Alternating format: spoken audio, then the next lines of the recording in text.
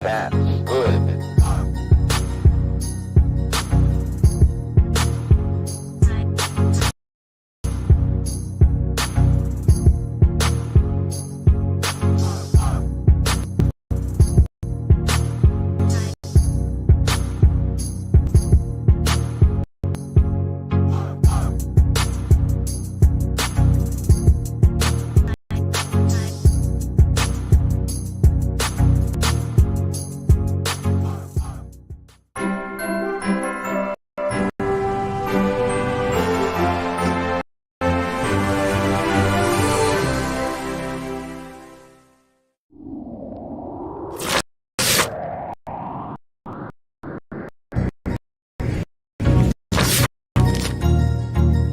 That's good.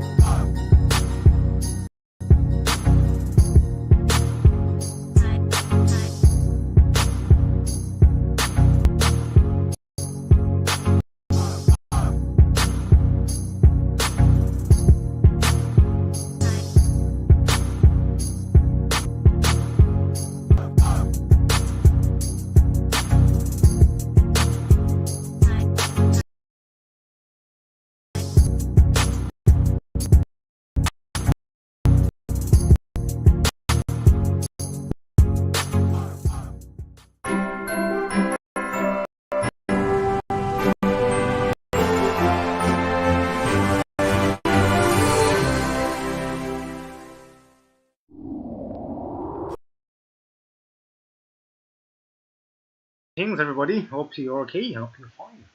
Welcome to the Lunchtime News. With me, your host, Joshua Jehudah. Hope you're doing fine, and I hope you're ready to hear the latest news.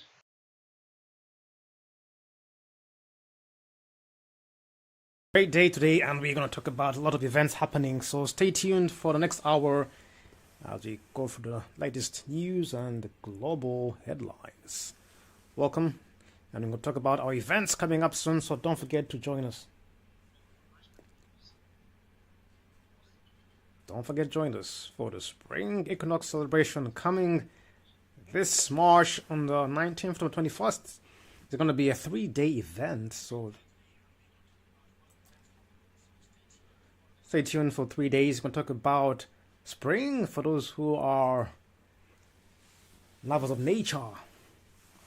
So, dear fellow nature enthusiasts, join us for a special online event as we welcome the arrival of spring.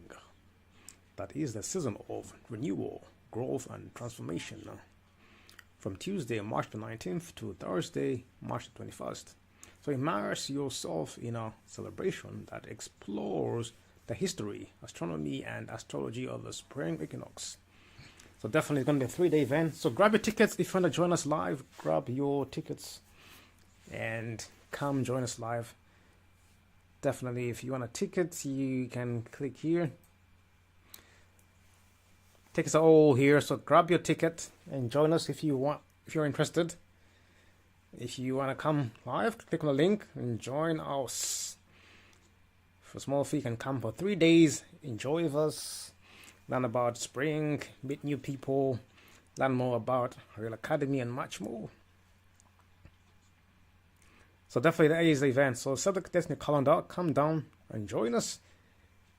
We're going to dive into the ancient origins and the cultural significance of the spring equinox. Discover how civilizations throughout history have celebrated this seasonal milestone. We have a webinar as well, so we're going to talk about traditional folklore. Those want to talk about rituals which are associated with arrival of spring. The parts of the world, definitely come down, and if you have a story to tell, come join us. Virtually share tales of springtime myths and legends that have been passed down through generations. So that is day 1. So day 2, you can meditate. Hopefully it's going to be some nice warm weather, but definitely going to welcome the dawn of a new season with our guided meditation to harness the energy of the rising sun. So for those who have the sun, you can start by rising and meditation for the sun. You can even sun gaze. Then we'll take a journey through the cosmos as we explore the astronomical phenomena that marks the beginning of spring. And 20th is the equinox, when the day and night are equal. And for those who can go more, you can stargaze. You got a telescope, or just gaze at the night sky as we marvel at the wonders of the universe. So I'm going to try and go live and see if we can get a nice session. Hopefully it's not going to be any rain, so we can go outside and look at the stars, look how they shine for us. And then Thursday, we'll have some astrological insights. So we'll delve into the astrological significance of the spring equinox and its influence on the zodiac signs. But definitely there's a lot more. I won't spoil it out for you. If you want to come join us from the 15th of March till 19th till the 21st. So Tuesday the 19th till Thursday the 21st. For some, it's the beginning of a new year, isn't it? For some, it's the spring, the beginning of a new year. So for those who are having a new year, happy new year. Those who are celebrating a new year in spring, it'll be good to see you there. So definitely get your tickets, and if you want to join us live on the events, get your tickets.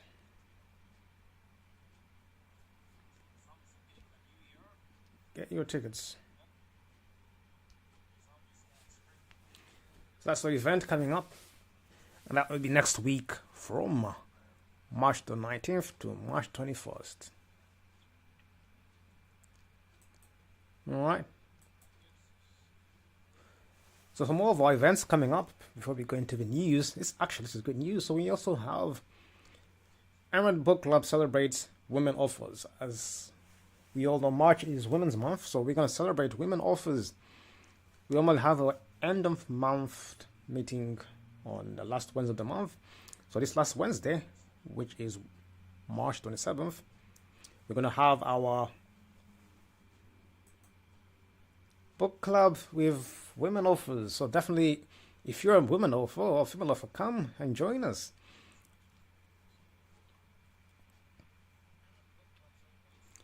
So come and join us. We'll talk about authors, live authors who come on, book recommendations, interactive Q&A sessions, poetry, and member spotlights. So definitely come and join us. Come and join us, and you can play a video as well. So going to be live here. Definitely you can come and view it live there. But yeah, so you can book the tickets on Wednesday, March 27th, 2024, 8 p.m. to 10 p.m. So if you are a poet, if an author, and especially if you're a lady, women, come. We'd like to hear from you, please. The more the merrier. I want to support women. So if you know a lady who's written a book, an author who would like to promote her book, if you know any women out there who have written a book and would like to come and talk about their book, please let me know. Or if you are planning to write a book and you have a manuscript or a draft, definitely come and showcase your work. We are looking for authors. So if you're an author, definitely come join us on the March 27th. That's in a week and a half, on a few days. In 12 days' time. It's the last Wednesday of March, 8 p.m. GMT time. Come join us, and definitely we want to hear more about women this March. So those are events. We've got a Spring Equinox. That's an event on Facebook. We also have our Wednesday book club sessions. You can much please join us. Every Wednesday we have our book club sessions. And we have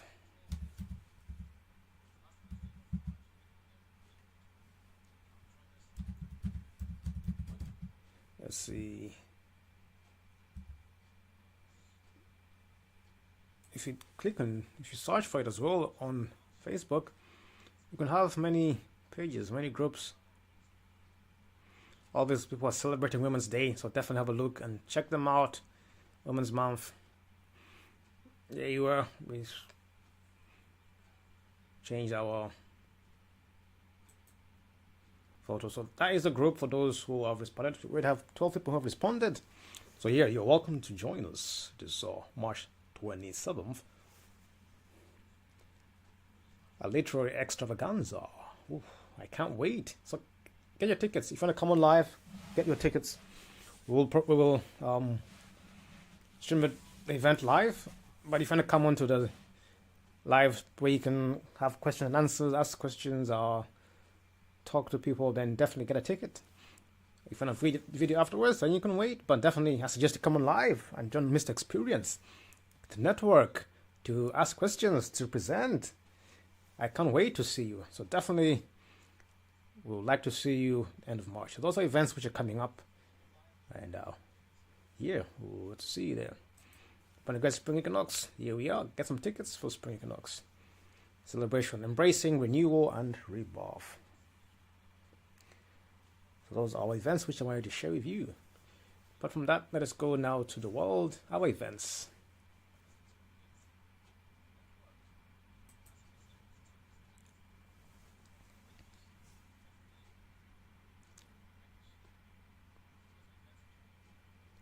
So this is what's happening in the UK at the moment. There's 62 Tory MPs now standing down at next election. Running scared claim from Labour after Sunak rolls out 2nd May. Welcome to the UK, eh? What's happening in our country?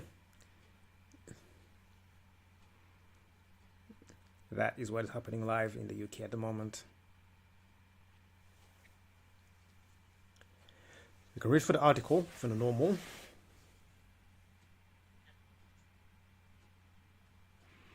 For those who are into politics, so this is what's happening in the UK at the moment.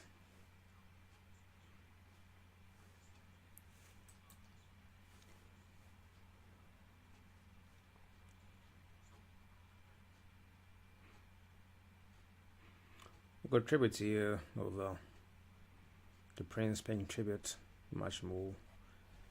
Let us go to world news, shall we?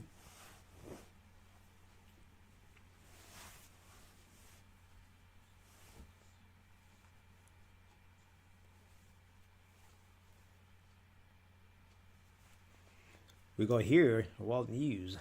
2 Russian regions apparently now active combat zones, Ukraine says.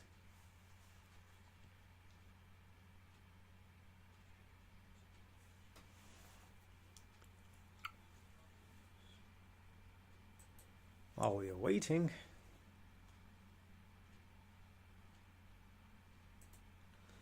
forget.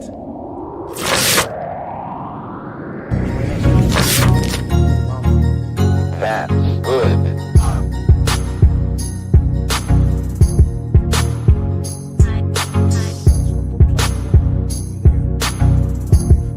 See you though in a month. Want to see live? Ready to join us for a beautiful, fantastic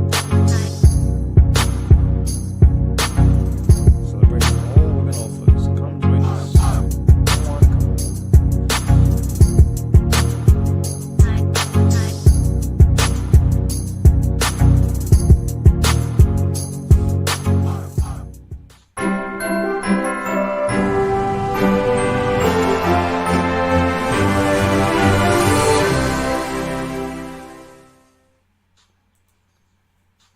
Come on, come on.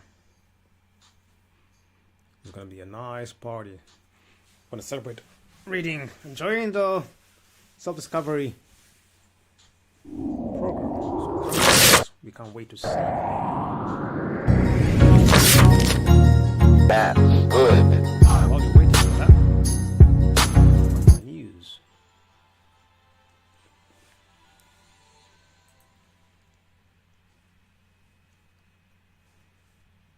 The storms in the US. This Israel-Hamas war coming on. Judge rejects Trump's bid to throw out classified documents. I'm gonna watch a few videos to see.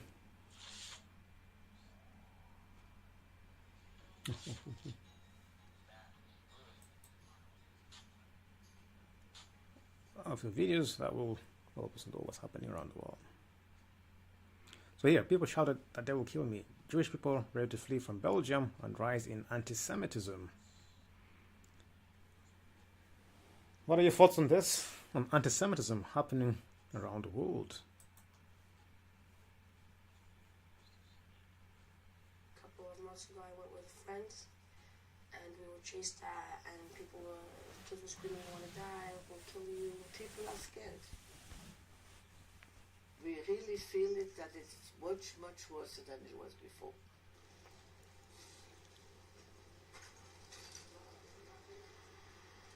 There was once when I was coming back from a place with my friends, and as we were riding back, there was 2-3 kids chasing us on our bikes, and one of them had a razor blade in the hand.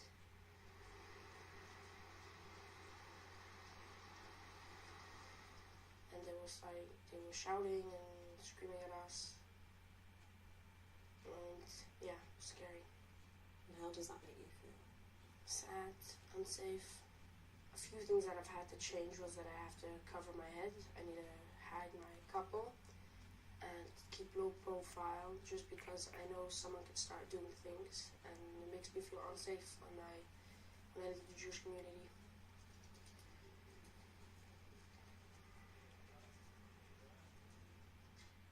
We have our own security here in Antwerp, people who keep us secure.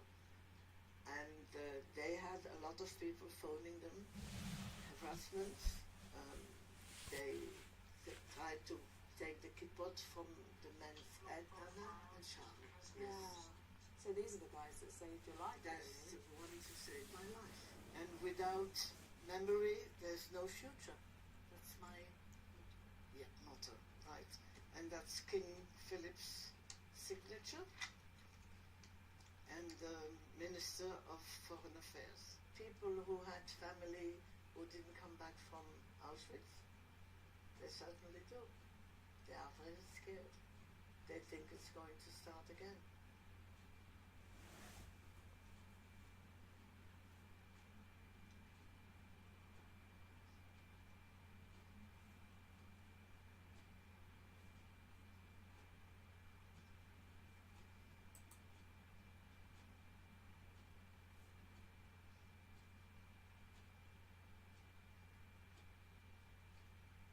So US FedEx truck hangs off bridge in New York following crash. Wow, what happened to that?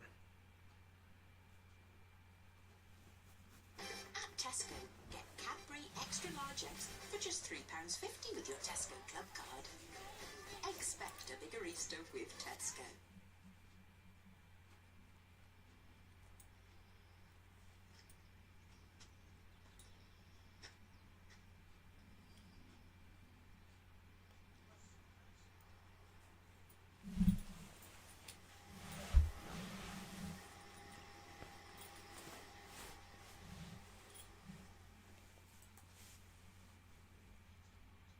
There are kids who want to grow carrots on the moon.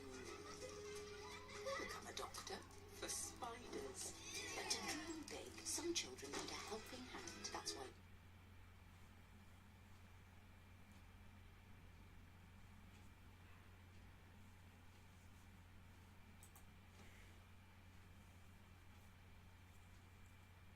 At Tesco, get Cadbury extra large eggs for just £3.50 with your Tesco Club card. Expect a bigger Easter with Tesco. In several weeks' time, we've got elections for police and crime commissioners, for local councils, for mayors across the country. They're important elections. And not a general election. That's what I'm focused on. There won't be a general election on that day. But when there is a general election, what matters is the choice. There are kids who want to grow carrots on the moon. Become a doctor. About the science and technology.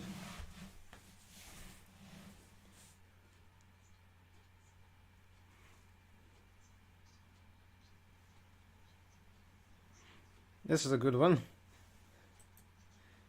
TikTok CEO, the chief executive, appeals directly to users to protect their constitutional rights and oppose potential US ban.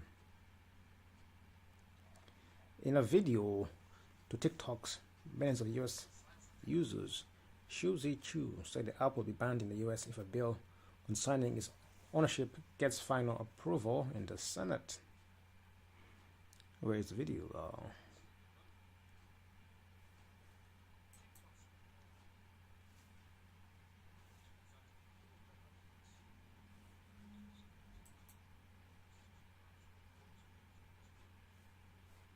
There are kids who want to grow carrots on the moon. Become a doctor for spiders. But to dream big, some children need a helping hand. That's why Tesco Stronger Starts is committing £5 million to fund healthy food and activities. Pick up a blue token in store to help children in your area. We are in a cold war with China. This is not a ban on TikTok. Today we take a stand against the Chinese Communist Party and their efforts to turn content creators in America into foot soldiers. The moment TikTok was banned in America, well, not quite, but a step closer for sure. TikTok, after the debate, This is a 15-minute vote. the vote, and it was decisive. By a margin of 352 to 65, they voted to compel TikTok to cut all ties from its parent company ByteDance, or be pulled from the US app stores in 6 months. It's certainly creating some unusual alliances, from the most liberal politicians to those very much on the right, grouped together but in separate camps, those calling for what could effectively amount to a ban, and those defending the company. It is a real mashup.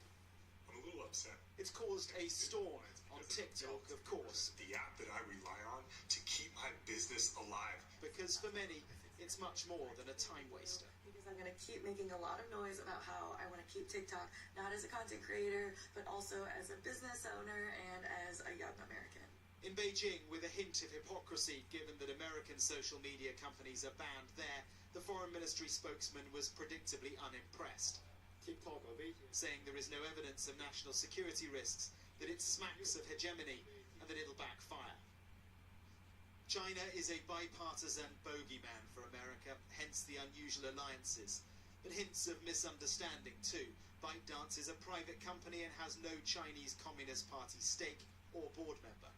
U.S. lawmakers broadly have two types of concerns. One is around data privacy and the personal data that TikTok possesses and collects on its users, and possible misuses of that data, and concerns that China, in a non-transparent way, could manipulate the algorithm to promote its political agenda.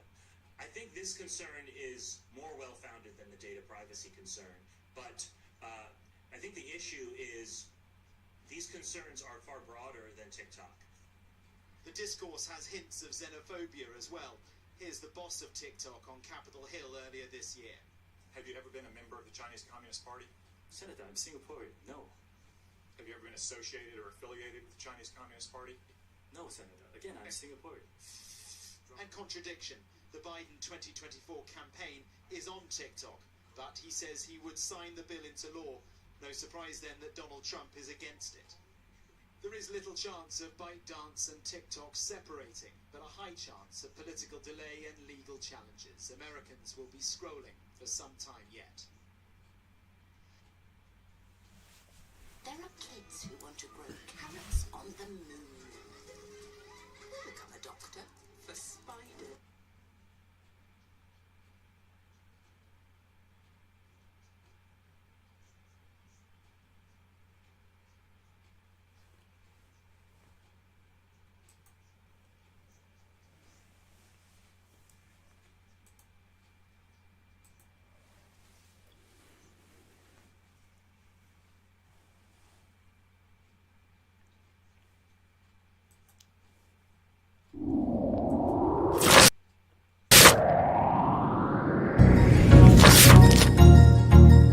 That's good.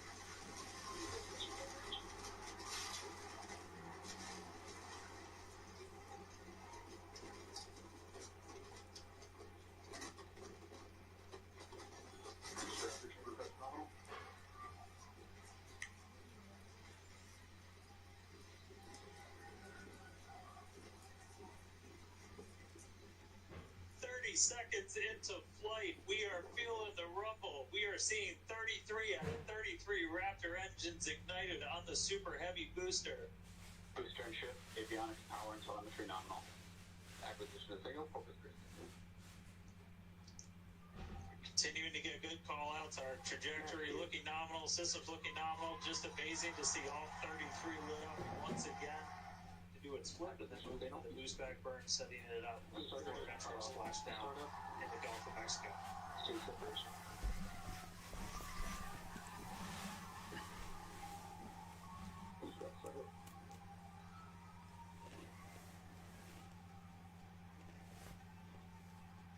Hot staging confirmed. Boosters now making its way back, seeing 6 engines ignited on ship. Kate, we got a Starship on its way to space and a booster on the way back to the Gulf. Oh man, I need a moment to pick my jaw up from the floor because these views are just stunning.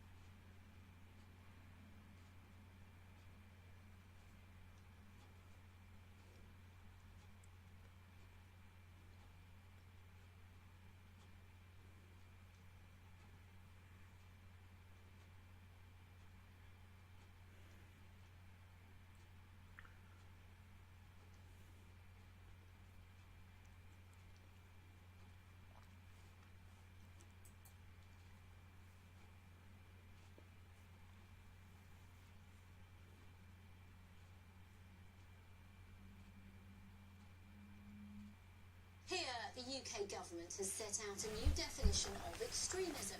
It's part of its promise to tackle what it says is an increased threat since the Hamas attacks in Israel last October. The intention is to stop groups or individuals from having a platform to spread incendiary views, but concerns have been raised that any definition could be seen as unfair and undemocratic. With more details on what was said, here's our political correspondent Peter Soul.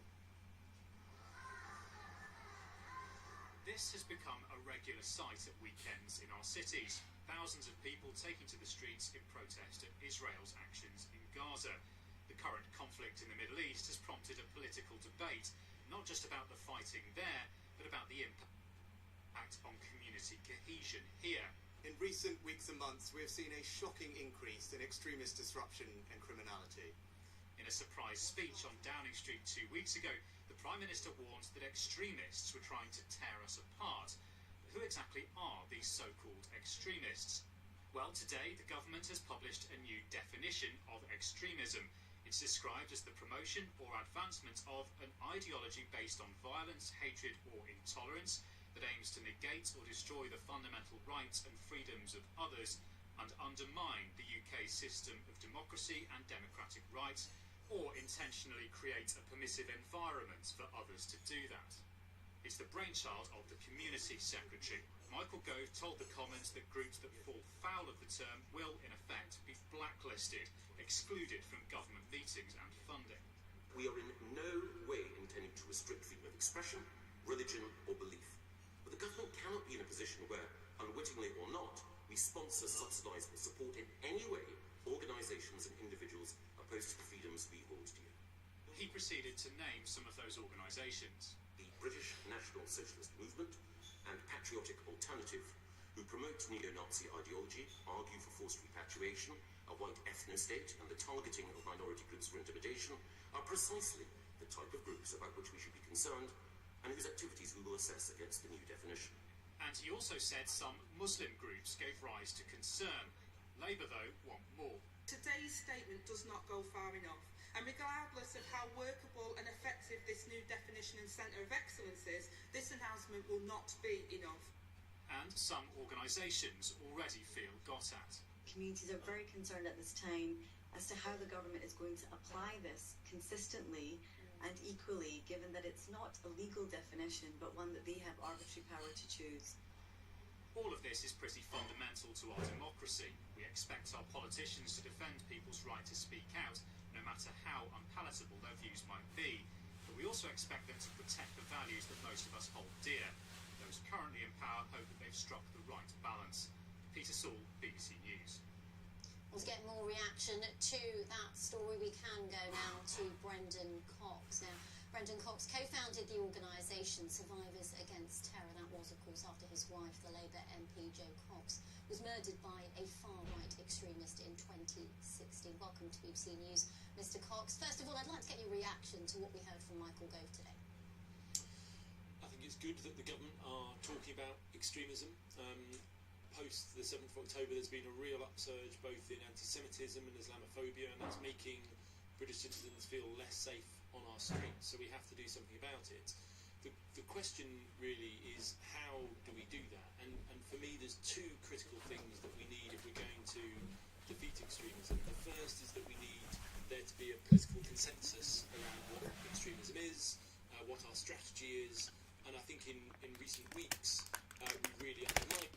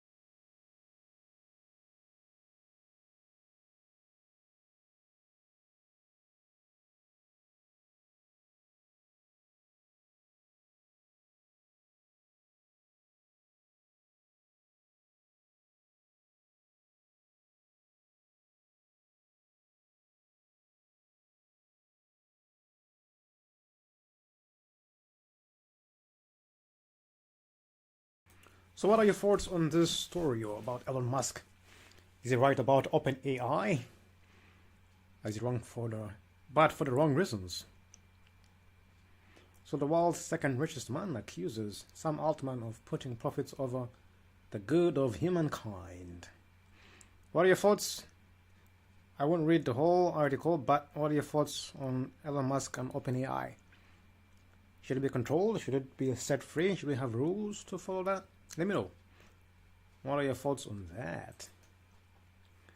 Interesting, ain't it? There's more. There's just a Cybertruck. So this 750 rice cooker will remember your every grain preference. And there's much more on Bloomberg. So definitely come around, Bloomberg, and we can discuss more. So over to industries.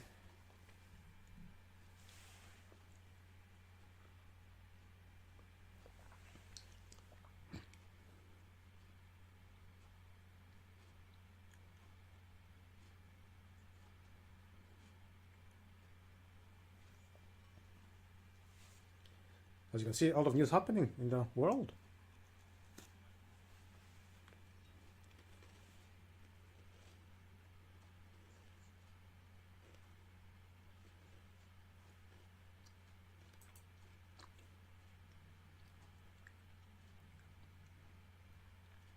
You know what play is it?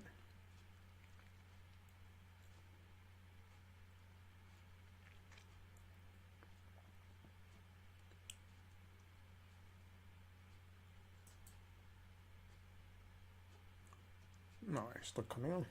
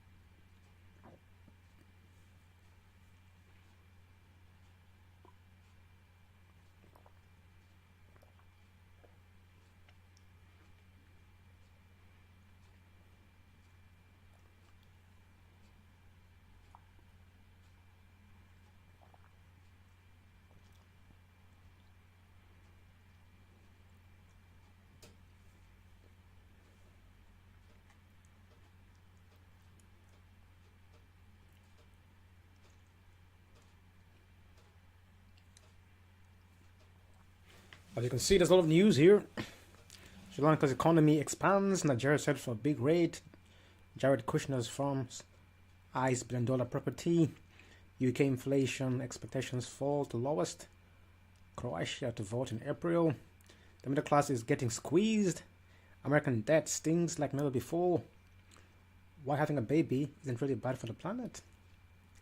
South Africa's central bank chief Nyago awarded Rich to think and much more on economics. So definitely you can have a look and check out. So for Bloomberg live events, we got a new economy forum here, so you can have a look for those who are into the economy. So Hillary Clinton criticizes Xi's decision to keep power. Is that interesting? So what has Hillary got to say in this video?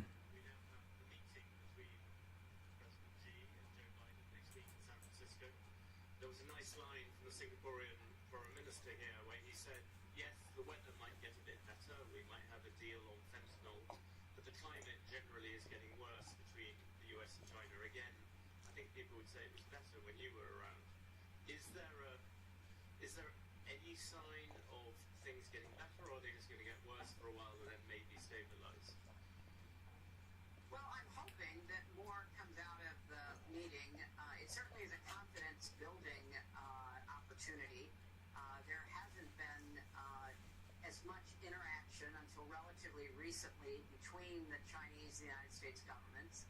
There has been a real chill coming from China about businesses, American businesses, other businesses inside China, and then there are, of course, political pressures against China within our own political system. So this meeting is a terrific opportunity to try to reset the table, so to speak, to try to create some opening, but it has to be followed up on with a lot more interactions. I was very pleased that Secretaries Yellen and Raimondo and others have been going to China in recent weeks.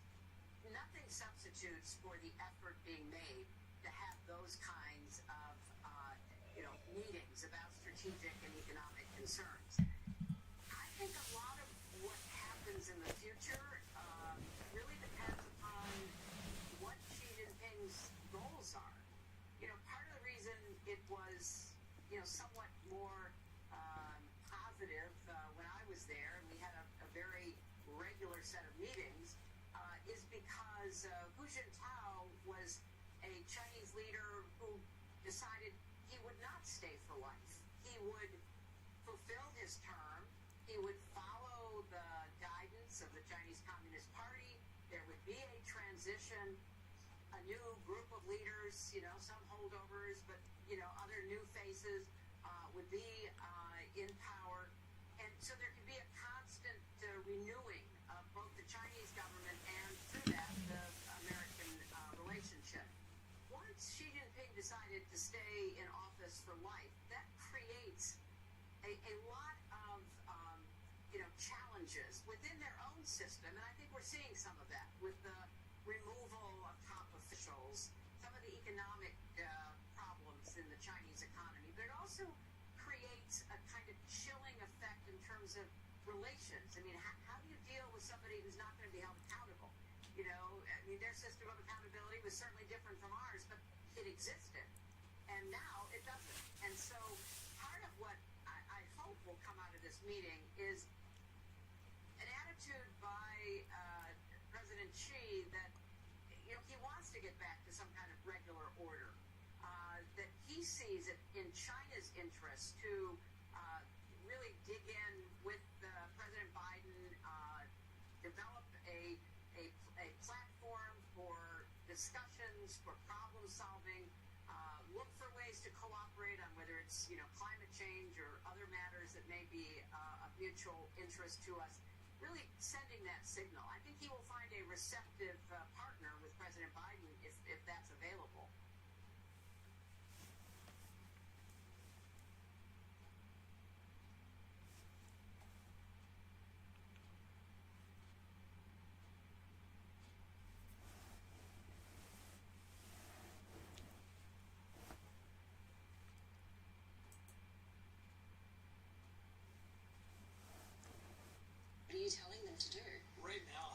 a sentiment that's a bit muted. If you look around the world, no surprise as you look at the GDP numbers that are out there, when you look at the compression on margins, and honestly, everybody driving for market share capture because you're not able to ride the curve of growth that's embedded or being foreseen over the next year or two or three. Having said that, you see 2 or 3 parts of the world that are really opportunistic right now. India is one of them, and second is Southeast Asia. When you look at the combination of the upside potential there in terms of the rise of the consumer, you look at supply chain management being an alternative in those parts of the world versus a China plus one, they see a lot of upside. And as a result, you see corporates trying to think through where should I invest, how should I invest.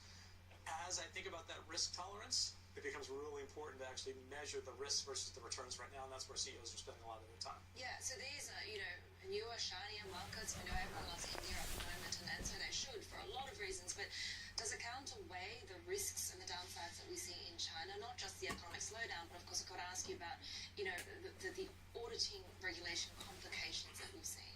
Yeah, well, first off, when you look at the broader market, you've got to bring that balance from China into the mix. Everybody that's in China today is trying to rethink, what does that look like going forward? How do I operationalize myself in China, and how do I actually give myself optionality and agility for what may ever come? And again, we don't have that certainty as much as we'd like to